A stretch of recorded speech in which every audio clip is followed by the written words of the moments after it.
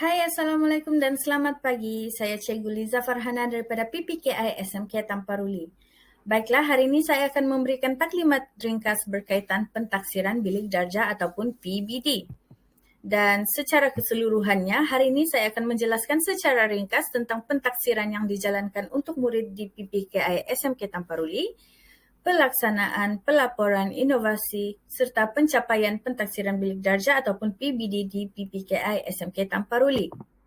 Baiklah, di PPKI SMK Tamparuli, pentaksiran yang dijalankan terhadap murid ada 3, iaitu peperiksaan tahunan yang dijalankan pada pertengahan tahun, akhir tahun ataupun ujian bulanan.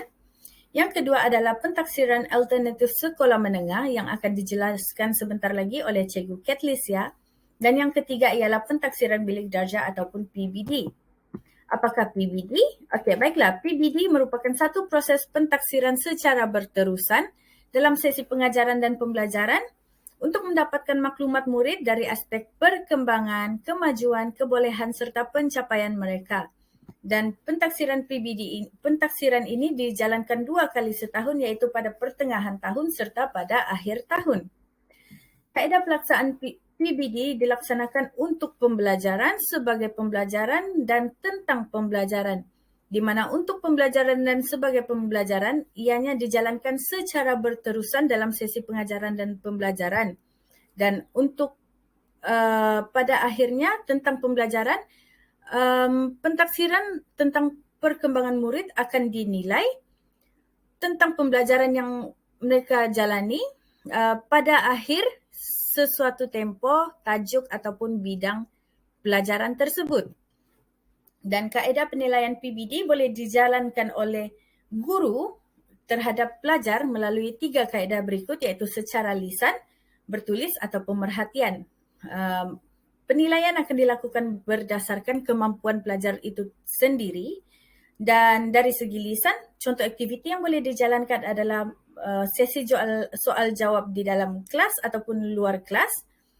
Secara bertulis, antara aktiviti yang boleh dilakukan adalah seperti kuis ataupun lembaran kerja yang diberikan oleh guru. Dan kaedah yang ketiga adalah melalui pemerhatian, di mana guru boleh buat pemerhatian terhadap murid berdasarkan senarai semak yang disediakan oleh guru, ataupun berdasarkan sikap dan sahsia murid tersebut, ataupun berdasarkan pencapaian serta penyertaan pelajar tersebut dalam aktiviti atau projek yang dianjurkan oleh guru-guru subjek yang mengajar mereka lah.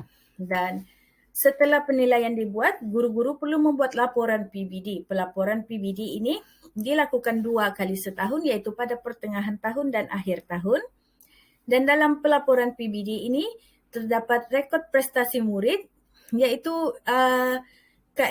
guru memilih kaedah yang digunakan untuk menilai pelajar, dan berdasarkan dokumen standard kurikulum pentaksiran iaitu DSKP, guru akan cuba memberikan tahap yang bersesuaian tentang pencapaian pelajar tersebut dengan standard kandungan yang telah disenaraikanlah. Dan untuk PBD diberikan penilaian melalui tahap penguasaan, iaitu tahap penguasaan yang berbeza bagi kefungsian sederhana kelas A ataupun kefungsian rendah kelas B.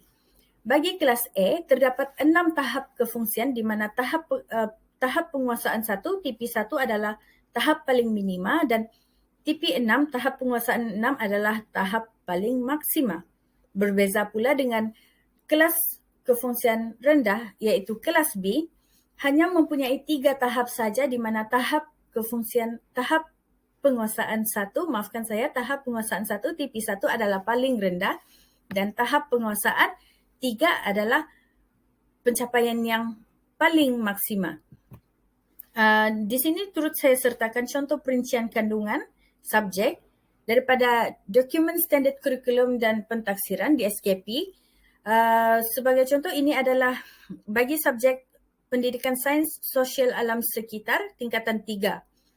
Baiklah, di sini kita boleh lihat terdapat elemen yang dinilai, lebih kurang 9 tajuk serta 9 standard kandungan yang perlu dinilai dalam diri pelajar tersebut. Dan berdasarkan standard kandungan tersebut, Mereka akan dinilai berdasarkan tahap penguasaan subjek. Berikut merupakan tahap penguasaan subjek bagi subjek pendidikan sains sosial alam sekitar untuk kelas kefungsian sederhana atau kelas A, di mana kita boleh lihat di sini sekiranya murid tahu dan boleh memberi respon terhadap perkara yang berkaitan tubuh badan manusia dan cara haiwan dan tumbuhan membiak, okey, guru akan memberikan tahap penguasaan 1 atau TP1. Namun sekiranya pelajar lebih berkebolehan, sekiranya sebagai contoh murid boleh menjelaskan bersama contoh perkara yang berkaitan dengan tubuh badan manusia dan boleh menentukan cara yang bersesuaian untuk pembiakan tumbuhan, haiwan dengan betul dan sistematik, maka guru boleh memberikan tahap penguasaan 4 kepada pelajar tersebut. Dan daripada tahap tersebut yang dinilai melalui topik, akan ada tahap penguasaan secara keseluruhan dan pada akhir pelaporan nanti, setiap pelajar akan mempunyai laporan secara individu, iaitu seperti kita boleh lihat di sini, laporan individu PBD, dan ini akan diberikan kepada ibu bapa. Dan itu adalah, sebentar tadi adalah contoh bagi kelas berkefungsian sederhana atau kelas A. Berikut merupakan adalah contoh bagi kelas kefungsian rendah ataupun B. Seperti tuan-tuan dan puan-puan boleh lihat di sini, data penyataan standard prestasi pelajar untuk kelas B mempunyai 3 tahap saja, iaitu tahap penguasaan 1 untuk paling minima dan tahap penguasaan 3 untuk paling maksima. Sebagai contoh, sekiranya murid dapat memberikan respon tentang integrasi sensori pada sesuatu objek, maka guru boleh memberikan tahap penguasaan 1 kepada pelajar tersebut. Namun sekiranya pelajar boleh memberi lebih daripada respon, sebagai contoh murid boleh mengintegrasikan sensori yang berkaitan pada sesuatu objek, maksudnya guru boleh memberi pencapaian yang lebih tinggi kepada pelajar tersebut.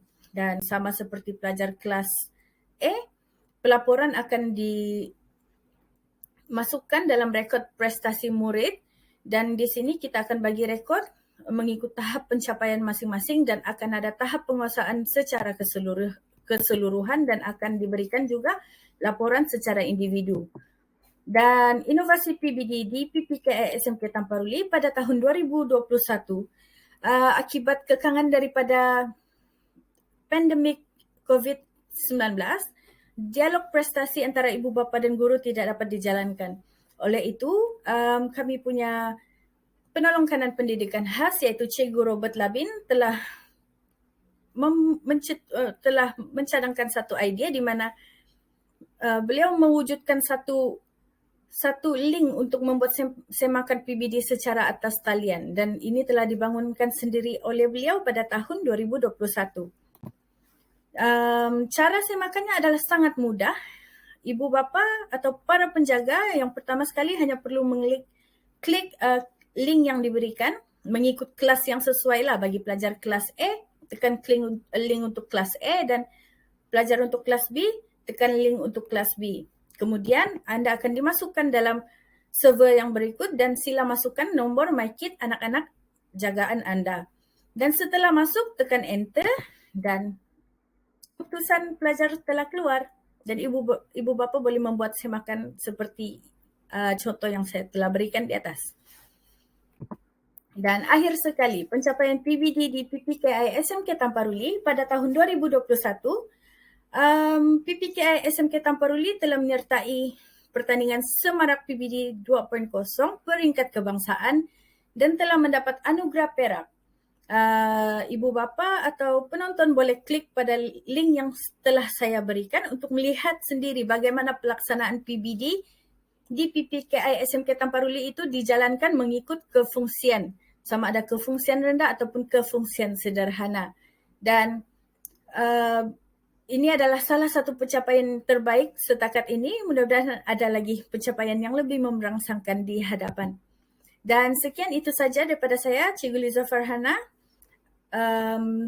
Terima kasih kerana meluangkan masa anda dan selamat datang ke PPKI SMK Tamparuli.